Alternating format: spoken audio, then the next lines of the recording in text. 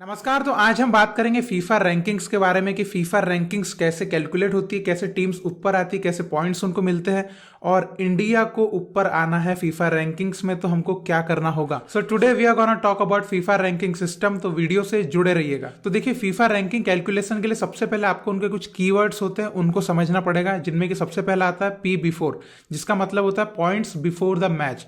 मतलब कोई भी टीम मैच खेल रही है उससे पहले उनके कितने पॉइंट्स उस टाइम पे है। ठीक है। सेकंड आता है आई मतलब इंपॉर्टेंस ऑफ मैच, मतलब कि आप कौन सा मैच खेल रहे हैं। जैसे कि मान लीजिए आप अगर कोई फ्रेंडली मैच खेल रहे हैं जो फीफा कैलेंडर के बाहर है ना, तो उसमें आपके 5 पॉइंट्स होंगे। If you are playing any match with in FIFA friendly calendar तो उसके पॉइंट रहते हैं 10 पॉइंट। ठीक है। और जैसे यूएफए नेशंस लीग के ग्रुप स्टेज के मैच होते हैं उनमें 15 पॉइंट होते हैं। और अगर हम थोड़ा से बड़े लेवल पे आए तो देखिए, एशिया कप अगर आप मान लीजिए एशिया कप में हम जाते हैं और एशिया कप में क्वार्टर फाइनल पहुंचने से पहले तक के जितने भी मैच होते हैं उस मैच के पॉइंट्स होते हैं 35। और अगर कोई टीम फीफा वर्ल्ड कप में जाती है और ग्रुप स्टेज राउंड ऑफ 16 तक के मैच खेलती है तो हर मैच का 50-50 पॉइंट रहता है उस मैच का। ठीक है। और बाकी के जितने भी पॉइंट्स आप यहाँ पर देख सकते हैं कि किस मैच के कितने पॉइंट्स एक्चुअल में होते हैं। तो आई होप कि आप इंपॉर्टेंस ऑफ मैच भी समझ गए होंगे कि किस लेवल का आप मैच खेल रहे हैं उसकी उतनी इंपॉर्टेंस होती है। ठीक है। उसके बाद आता है डब्ल्यू। तो डब्ल्यू मतलब होता है रिजल्ट ऑफ द मैच। तो विन मतलब 1 पॉइंट, ड्रॉ मतलब 0.5 पॉइंट, और अगर आप हारते हैं तो 0 पॉइंट मिलते हैं। ठीक है।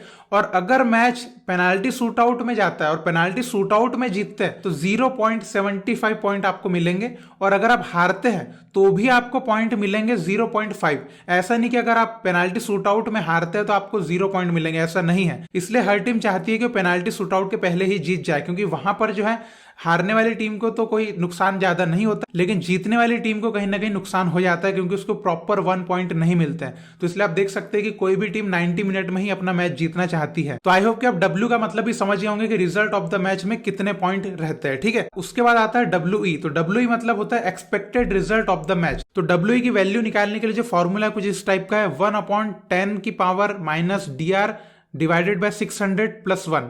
तो इसको अगर आप थोड़ा सा फॉर्मूले के हिसाब से देखेंगे तो आप देख सकते हैं कुछ ऐसे आपको लिखना पड़ेगा। तो इसमें आप डीआर को देख के थोड़ा सा चौंक गए होंगे कि डीआर मतलब क्या। तो देखिए, डीआर मतलब आप यहां पर नीचे पढ़ सकते हैं difference in rating of 2 playing teams. मतलब 2 टीम्स जो खेल रही है उनकी डिफरेंट रेटिंग्स जो होती है उनका वैल्यूएशन निकाला जाता है, जिसका टोटल जो आता है वो डीआर कहलाता है। तो डीआर को निकालने का बहुत सिंपल सा फॉर्मूला है, points before the match of team A से माइनस कर देंगे हम टीम बी के पॉइंट्स। तो इतना सिंपल सा फॉर्मूला है, इसमें आपका जो डीआर है वो मिल जाता है। तो डब्ल्यू की वैल्यूएशन निकालने के लिए जो फॉर्मूला आप समझ गए कि इस तरह का जो फॉर्मूला है आप देख सकते हैं स्क्रीन पर, मैंने आपको थोड़ा सा सिंपल तरीके से यहाँ पर दिखाया है। तो इस तरीके से आप डब्ल्यू की वैल्यू निकाल सकते हैं और ये सब वैल्यूज जब आपके पास आ जाएगी उसके बाद आप रैंकिंग का कैलकुलेशन कर सकते हैं। तो पॉइंट्स आपको कैसे मिलेंगे, तो पी बिफोर। तो पी बिफोर मैंने आपको क्या बताया था, points before the match, points before the match plus importance of match multiplied by W minus W E.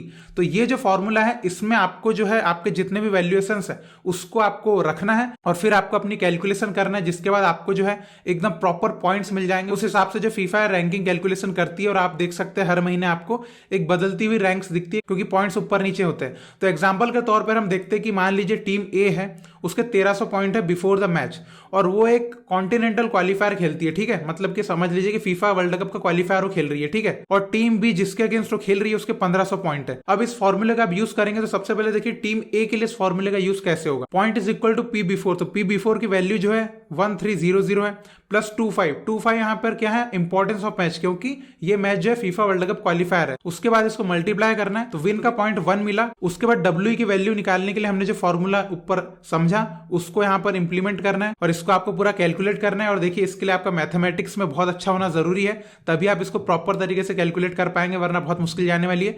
तो इसको जब आप पूरा कैलकुलेट करेंगे तो आपके पॉइंट आएंगे 1317। ठीक है। टीम ए ने जो मैच जीता तो उसके पॉइंट जीतने से पहले 1300 थे, तो मैच जब जीता उसने तो 17 पॉइंट इंक्रीज हुए और उसके 1317 पॉइंट हो गए। ठीक है। और वहीं पर टीम बी ने इस मैच को हारा तो उसके पॉइंट आप देख सकते हैं, उसके पॉइंट थोड़े से कम हो गए, 1483। मतलब 17 पॉइंट उन्होंने लूज किए और 17 पॉइंट जो टीम ए है उन्होंने गेन किए।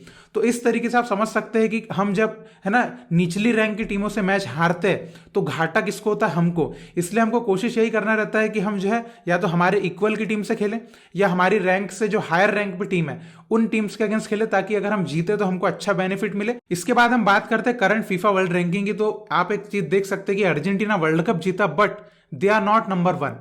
तो ये बात आपके बिल्कुल दिमाग में आएगी कि अरे अर्जेंटीना वर्ल्ड कप जीता तो उसको तो अब नंबर 1 पे होना चाहिए, लेकिन यहां पर तो नंबर 2 पे है। तो आपको मैं बात बताना चाहूंगा, देखिए कि अर्जेंटीना ने जो है अपने जो लास्ट के मैचेस वो कैसे जीते। आपको पता है पेनाल्टी शूटआउट में जीते। तो पेनाल्टी शूटआउट में जीते मतलब कि उनको प्रॉपर 1 पॉइंट जो मिलना चाहिए, आप देख सकते हैं वो मिला ही नहीं उस मैच का, उनको मिले 0.75। ठीक है, तो 1 पॉइंट अगर उनको मिलता तो उनके पॉइंट और थोड़े ज्यादा मिलते उनको, जिससे वो नंबर 1 पर आ सकते थे, लेकिन उनको मिला 0.75। इसकी वजह से उनके पॉइंट जो है टोटल जब कैलकुलेशन हुआ तो वो है ना, उनके 64.50 पॉइंट उन्होंने गेन किए थे टोटल वर्ल्ड कप में अभी, जिसकी वजह से वो सेकंड नंबर पे आए। और ब्राजील जो थी वो पहले ही बाहर हो गई और ज्यादा पॉइंट्स उन्होंने लूज करे नहीं। इसके बाद देखेंगे कि सबसे ज्यादा पॉइंट्स किन्होंने गेन किए, तो आप देख सकते हैं मोरक्को ने इस वर्ल्ड कप में 108.85 इतने ज्यादा पॉइंट्स उन्होंने गेन किए, जिससे आप समझ सकते हैं कि वो कहां से कहां पहुंच गए। तो आप देख सकते हैं कि उन्होंने उनसे हायर रैंक की सब टीम्स को हराते हुए पहुंचे थे सेमीफाइनल तक, जिसकी वजह से वो लोग जो है वो इतने ज्यादा पॉइंट्स गेन करें। तो इससे आप समझ सकते हैं कि एक वर्ल्ड कप में अच्छी रैंक की टीम्स को उन्होंने हराया, इंपॉर्टेंस ऑफ मैच भी अच्छा था, ठीक है, और उन्होंने प्रॉपर 1 पॉइंट भी गेन किया, जिसकी वजह से उनकी रैंक जो है वो बहुत ज्यादा आगे चली गई। अब इसके बाद हम बात करते हैं हमारी इंडिया की फीफा रैंकिंग की। तो देखिए हम अभी 106 नंबर पे हैं, हमारे टोटल पॉइंट आप देखेंगे तो 1192 है, मतलब कि बहुत कम है। अगर आप इन टीम्स के पॉइंट गिनेंगे तो देखिए 1672 पे है मोरक्को, और अभी तो 11 पे, मतलब हमसे 600-700 पॉइंट आगे है। और अगर आप ब्राजील अर्जेंटीना जैसी टीम्स की बात करें तो 1800 पॉइंट पे है वो।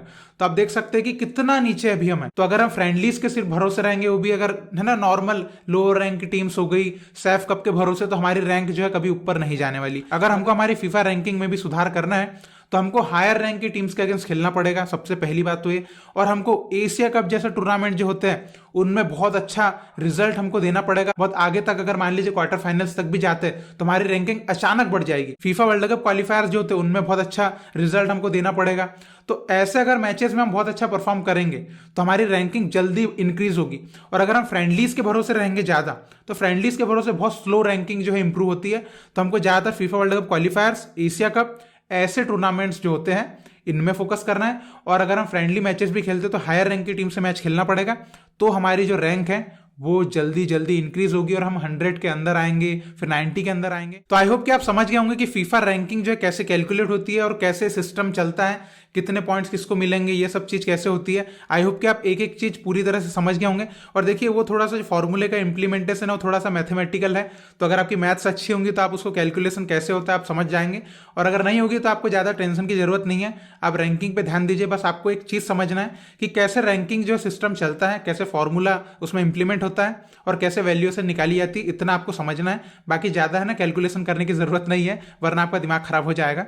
तो आई होप कि आप सब चीजें समझ गए होंगे और आगे से आपको ऐसी कोई प्रॉब्लम नहीं आएगी कि फीफा रैंकिंग क्या होती है, फीफा रैंकिंग कैसे कैलकुलेट होती है। और देखिए फीफा रैंकिंग का सबसे ज्यादा यूज अगर कहीं होता है तो वो होता है जब भी हम ड्रॉ निकालते हैं, जैसे एशिया कप क्वालिफायर्स के ड्रॉ, फीफा वर्ल्ड कप क्वालिफायर्स के ड्रॉ, यूएफए यूरो कप के ड्रॉ। तो इस तरीके के जब भी ड्रॉज निकलते हैं तो वहां पर रैंकिंग की बहुत वैल्यू होती है, क्योंकि आपको पॉट में रखा जाता है। तो आप जितने हायर पॉट में रहेंगे आपको उतना लोअर रैंक की टीम से मैच खेलने को मिलेगा, जो आपके क्वालिफिकेशन के चांसेस ज्यादा इंक्रीज करता है। तो वहां पर थोड़ी रैंकिंग की है ना वैल्यू बहुत बढ़ जाती है। तो इसलिए हर टीम चाहती है कि उनकी रैंकिंग अच्छी हो ताकि वो अच्छे पॉट में जाए। तो आई होप कि आप सब चीजें समझ गए होंगे और आपको अब कोई डाउट नहीं रहेगा। फिर भी कोई डाउट आएगा तो आप कमेंट में लिख के बता सकते हैं। और इसी तरह भारतीय फुटबॉल को सपोर्ट करते रहिए। बहुत बहुत शुक्रिया वीडियो देखने के लिए। जय हिंद, जय भारत।